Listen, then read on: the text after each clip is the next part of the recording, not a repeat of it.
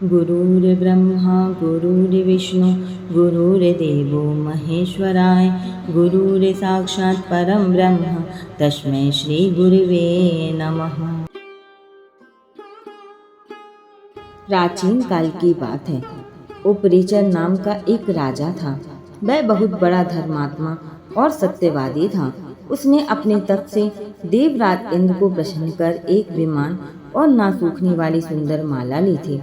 वह माला अपने हृदय में धारण कर विमान में बैठकर आकाश में परिभ्रमण किया करता था। उसे आखेट का बड़ा शौक था। वह प्रायः वनों में आखेट के लिए जाया करता था। उसकी रानी का नाम गिरिका था। वह बहुत सुंदर और पवित्र हृदय वाली थी। वह अपने पति को बहुत ही प्रेम करती थी। ईश्वर के प्रति उसकी बहुत बड़ी आस्था थी, इसलिए वह हमेशा भजन कीर्तन में लगी रहती थी। एक दिन गिरिका ऋतुमती हुई। 3 दिन के पश्चात जब रानी शुद्ध हुई तो उपरिचर उसके साथ रमण करने से पूर्व ही वन में आखेट के लिए चला गया। राजा आखेट के लिए चला तो गया, किंतु उसका ध्यान रानी के साथ रमण करने की ओर लगा रहा। दोपहर का समय था। राजा वन में एक अशोक वृक्ष के नीचे बैठा हुआ था। उस समय शीतल और सुगंधित हवा चल रही थी। मृदुल स्वर में पक्षी गाना गा रहे थे। तब राजा का ध्यान रानी की ओर चला गया। वह रानी के साथ रमण के संबंध में मन ही मन सोचने लगा। राजा कामातुर हो उठा और उसका वीर स्खलित हो गया। राजा ने सोचा उसका वीर व्यक्त नहीं जा सकता, अतः उसने अपने वीर को एक दोने में रखकर विमान में बैठे हुए बाज पक्षी को बुलाकर उसे कहा, तुम इस दोने को ले जाकर मेरी रानी को दे दो, वह अब इसे अपने मार्ग में धारण कर लेगी। तब दोनों को मुंह में दबाकर बाज राजा के भवन की ओर उड़ चला। जैसे ही बाज यमुना नदी के ऊपर से जा रहा था, दूसरे बाज की नजर उस पर पड़ गई। यह देखकर दूसरा बाज सोचने लगा कि बाज अपने मुख में कुछ खाने का सामान ले जा रहा है, क्योंकि न मैं उसके मुंह से यह सामान छीन लूं। यह सोचकर बाज पहले बाज के ऊपर झपटा मारा, जिससे बाज के मुंह से दोना गिरकर यमुना नदी में बह गया। दोनों में रखा वीर यमुना नदी में बह गया। तभी एक मछली की दृष्टि उस वीर पर पड़ी। उसने सोचा यह खाने की कोई वस्तु है और उसने उसे पानी के साथ निगल लिया। फलकता मछली गर्भवती हो गई। दासराज नामक मल्लाह को वह मछली शिकार में मिली। जब उसने मछली के पेट को बीचों बीच से काटा तो उसके पेट से एक बालक और एक बालिका निकली। उसने दोनों बच्चों को उपरिचर को भेंट कर दिया। उपरिचर ने बालक को लेकर बालिका को दास को वापस लौटा दिया। दासराज उस बालिका को अपने घर ले जाकर उसका पालन पोषण करने लगा। दासराज ने बालिका का नाम सत्यवती रखा। सत्यवती मछली के पेट से उत्पन्न हुई थी, इसलिए उसके शरीर से मछली की गंध निकला करती थी, अतः लोग उसे मत्स्य गंधा भी कहते थे।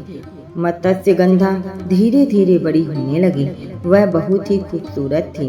रात्रि को वह अपने नाव पर बैठकर लोगों को इस पार से उस पार पहुंचाया करती थी। एक दिन दोपहर के समय महर्षि पाराशर वहां जा पहुंचे। मत्स्यगंधा को देखकर महर्षि मुग्ध हो गए। उन्होंने कहा, सुंदरी, तुम्हें अपूर्व सुख मिलेगा, तुम मेरे साथ रमण करो।